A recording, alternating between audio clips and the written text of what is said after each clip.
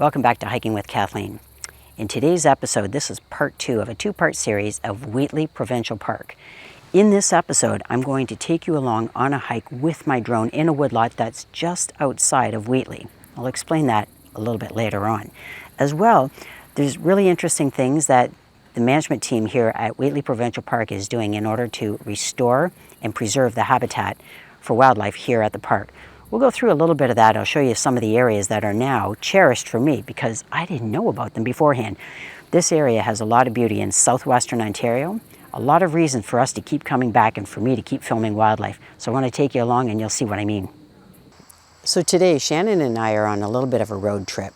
We're doing a little bit of traveling around Kingsville, Ontario, which is about 30 minutes away from Wheatley Provincial Park.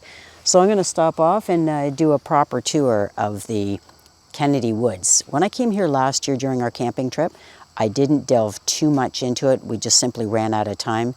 I want to see what this trail system is all about. Kennedy Woods is part of the Jack Miner Migratory Bird Sanctuary in Kingsville, Ontario, Canada. The 6-kilometer-long Kennedy Woods walking trails are located on Road 3 and just east of the sanctuary itself. As you'll see, the trail network brings you through deciduous forests and meadows.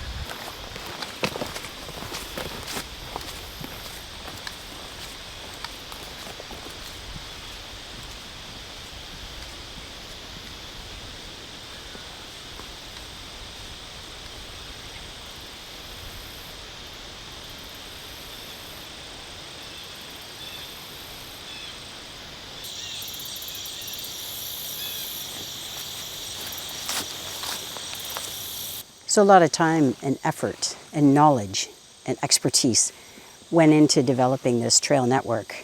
And you have to have trail development know-how. And then you can see that a lot of the interpretive stops along the way have come from the curriculum. So anyway, this is a really awesome place as a resource for the local school boards to be able to bring their kids here, as well as people who are on just tour, just, you know, reading the interpretive things on their own. But yeah, I'm very impressed because, well, this wasn't here when I used to work here. For those that may not have watched last year's video when we were camping at Wheatley, I paid a visit to Jack Miner Bird Sanctuary because that was my first job out of university, being the museum curator. So I would speak to classes, I would speak to bus tours that would be coming through. And but my focus was around the sanctuary. There was a big stadium that's where large groups could be accommodated. And that's the kind of thing that I was involved in. But all of this curriculum and trail network development that took place since that time, I mean, it's really a great resource locally. So, I mean, I'm sure people drive, you know, quite a ways in order to get here. That's what happened when I was working here. People who are from other countries would make a stop at Jack Miner's Bird Sanctuary. It was that big a deal. And hopefully, you know, its reputation and Jack Miner's role in conservation has continued to live on to this day.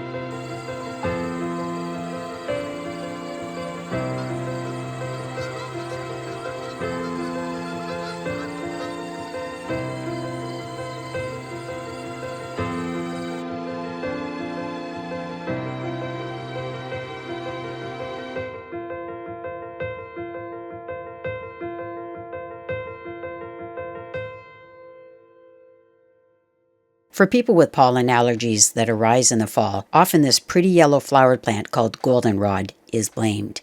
In fact, it often grows alongside the culprit, ragweed. Unopened goldenrod flower buds may look similar, but it's best to recognize the difference. This is giant ragweed, which grows 3 to 12 feet in height. It's an annual plant, so it only grows for the season. Its pollen is light and airborne, hence the allergic reaction some people experience. Goldenrod is a perennial plant with heavy pollen, so it is not distributed through the air. So Shannon and I just got back. We spent the day in Kingsville and the Leamington area.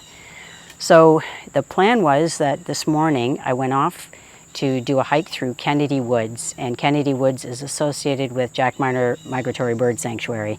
And so I went through a hike. I had no idea how big that woodlot was. So anyway, so that was a really great experience.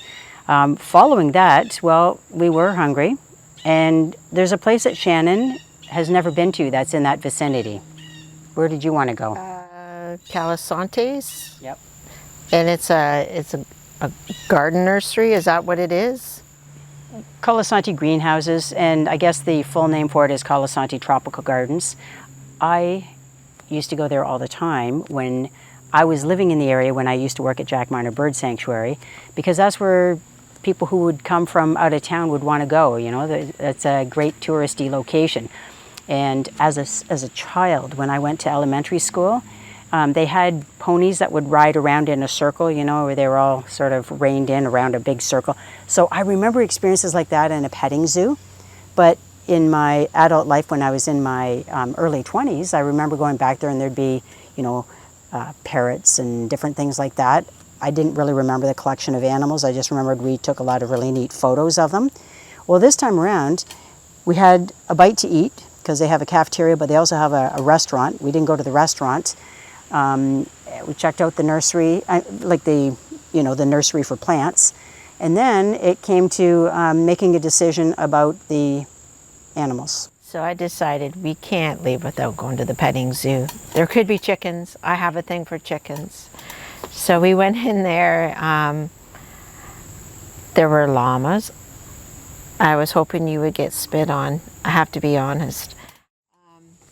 That's not very nice. You always see people getting horked on by these creatures and it just cracks me up. Anyway, we saw chickens, pigs, lemurs. My goodness, there were these crazy lemurs in there and they were just baiting them with bananas when we got there and they were jumping all over the place. They're big. The tails are really big. So that was fun. I've never seen one of those before. You like the reptiles, of course. But also, I had a friend in a cockatoo. You did. We went to leave and Pepper started screaming for Kathleen to return, and then it started dancing. And well, the sign says these are Pepper's favorite sayings. And if Pepper's not in the mood to chat, ask Pepper to dance. And so I was just talking in nice, calm voice. And you have to understand, they're usually faced with an onslaught of students with probably high-pitched voices. And so mine was more sedate, more calm. And this thing flew from where it was perched against the cage. So, and they have about maybe a 7-8 inch gap, so you can't actually reach out and touch or scrub, because of course their fingers, if they're annoyed with you, their beak could crush your fingers. But anyway, yeah, this thing jumped on the cage and was just sort of soaking up all of the sounds that I was making. And then we turned to leave and it let out a really loud squawk. And we realized that is the way it gets the attention to come on back. And so anyway, we did a couple of false starts that way. And then we left again and it started to talk.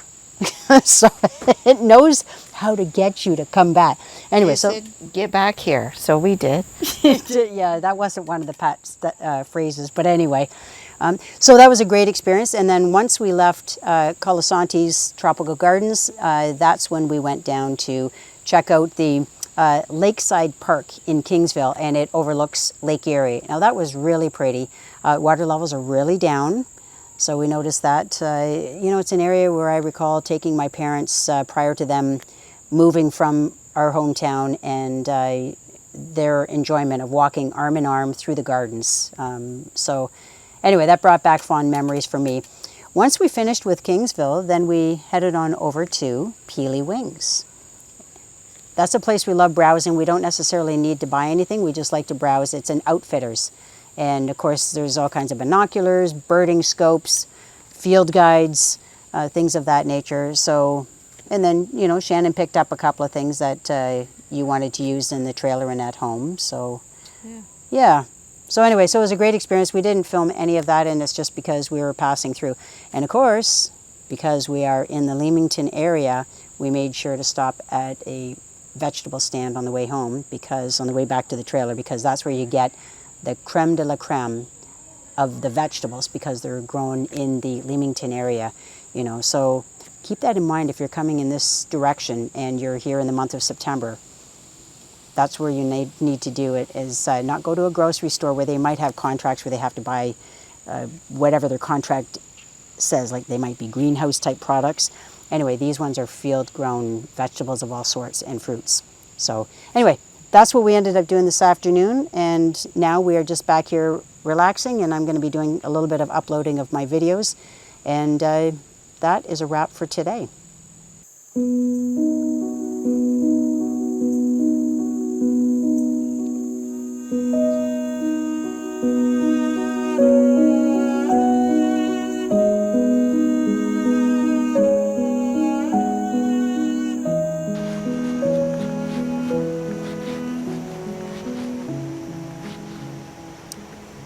So I haven't explored this trail that leads from our site down to the East Branch.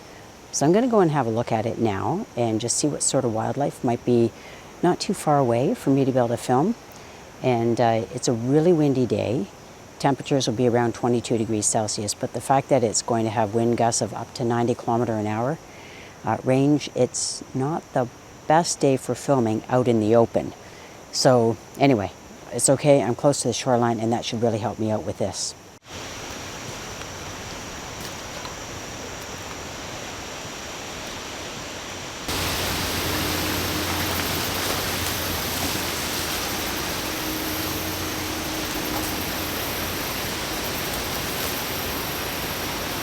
So unfortunately, as I was walking down that trail, I disturbed the pair of mourning doves that obviously are associated with this site.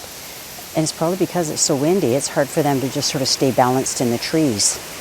But I can see just beyond these phragmites that there's a great blue heron hunting for food not too far away. So that must be really disruptive for birds, like especially if they're trying to fly around or adhere to a branch, right? So, okay, let's see what my luck is.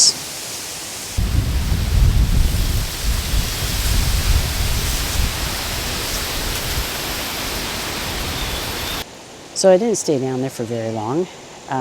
It's the muck at the edge of that creek is like quicksand, and it is all caked on my boots, which is fine. That's why I wore rubber boots down there.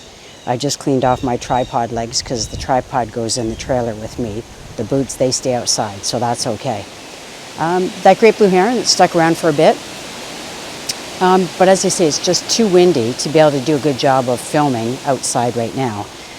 As a result of the high winds, there was a wind warning and it's for the entire day.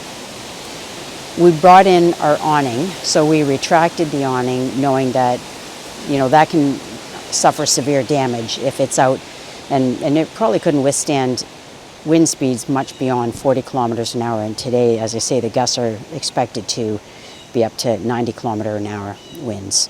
So anyway, so that's fine. I just packed up a few things like our chairs, put them a little closer to the trailer so they're not airborne either. And I have some plans though this afternoon. So I'm going to be spending some time with Jim, with whom I used to work or train years ago when I was working for Ontario Parks. And so he works here at Wheatley, and so we're going to have a chance to do a little bit of a tour. So I look forward to that. Yesterday we had a really nice time with our friends Mary and Maureen. They came from Kingsville and spent some time with us. We spent some time over at our bonfire pit. We showed them our new trailer, so we sat inside for a bit so they could help us to christen it. And that was a lot of fun. They have a trailer as well, so it's nice to be able to exchange knowledge and stories about them. So, okay, well, I'll be back at it a little later this afternoon.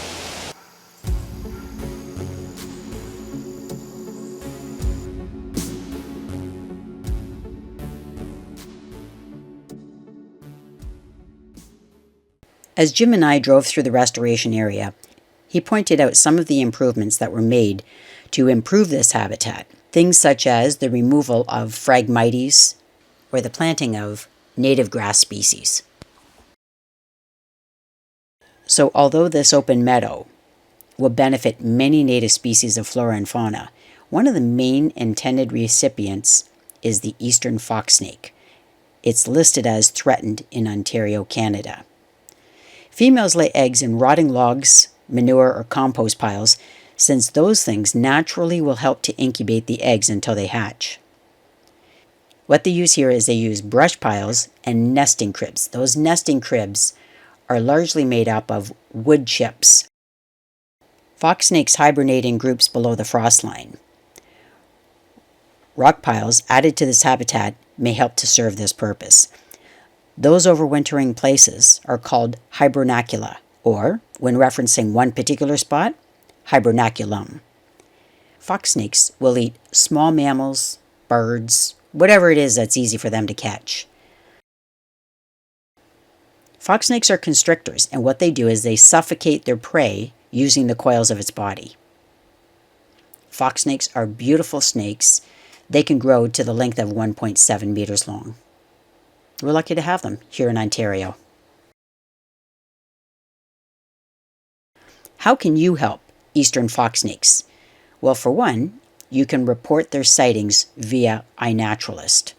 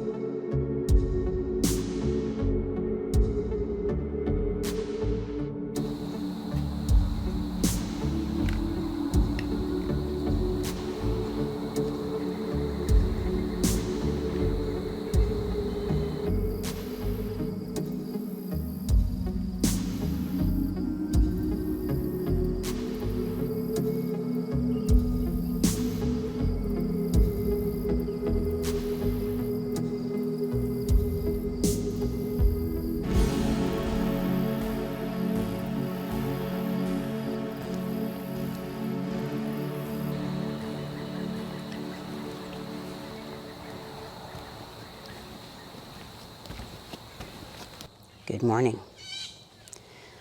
So I'm just out here by myself on an overcast morning, and had looked down in the direction of the footbridge that heads you over to the beach, and you can see all kinds of forms in the water. Great blue herons, green herons, double-crested cormorants, and you can hear the birds around here. So I'm going to head down to the footbridge and see what other animals are stirring right now, first thing in the morning.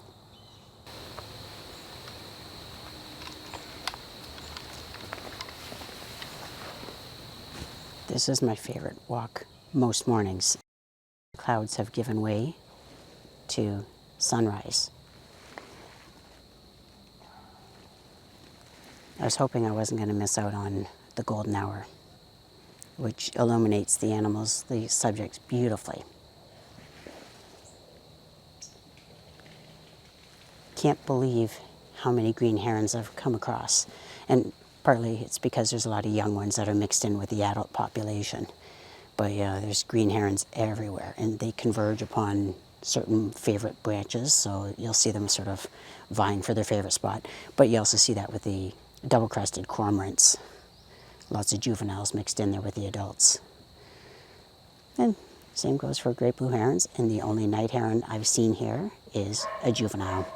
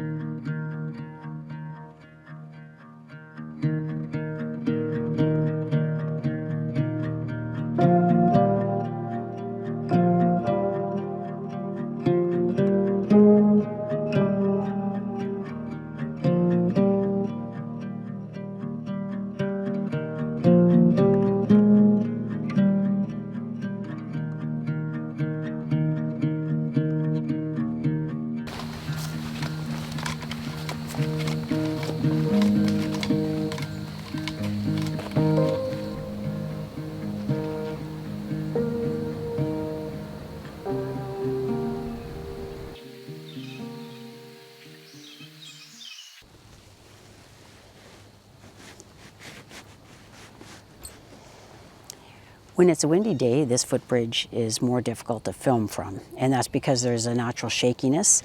It's also difficult when people are walking across it, so what I do is I just hold the barrel of my camera when it's on the tripod in order to give it a little bit more stability. But anyway, this is like one of my favorite spots because you can see bird action from all angles, sort of like a 360 view. It's too bad that the golden hour is muted because of the overcast skies, but I mean, there's been glimpses of it that I've caught. And it's beautiful when it illuminates the landscape and when it illuminates the birds. It gives that special glowing hue. Anyway, I'm just gonna see what kind of activity is around here. Sometimes I see bird scraps going on because they're fighting over fish, and or because somebody's claimed the log and the other one wants to share the log, and that doesn't go over well with the first one. So yeah, there's all kinds of things. I just sit back and sit or stand quietly. I can hear the belted kingfisher in the background. I'm going to try and film that one because it's nice and close to me.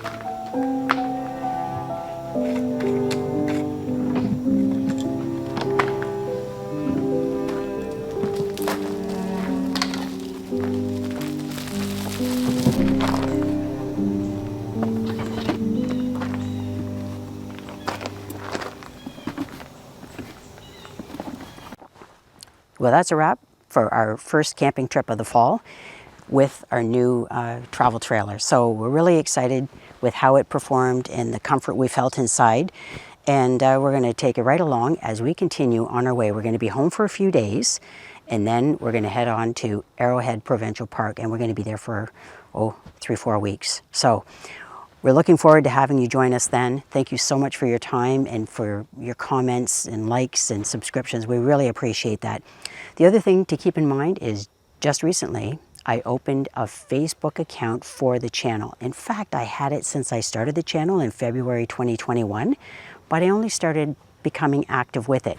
So that is where you can find up-to-date posts where I might post a picture of where we are at that moment in time instead of having to wait 3 weeks down the road for me to release it publicly on YouTube. So thanks a lot for your time. Take care. See you out on the camping trail. Bye for now.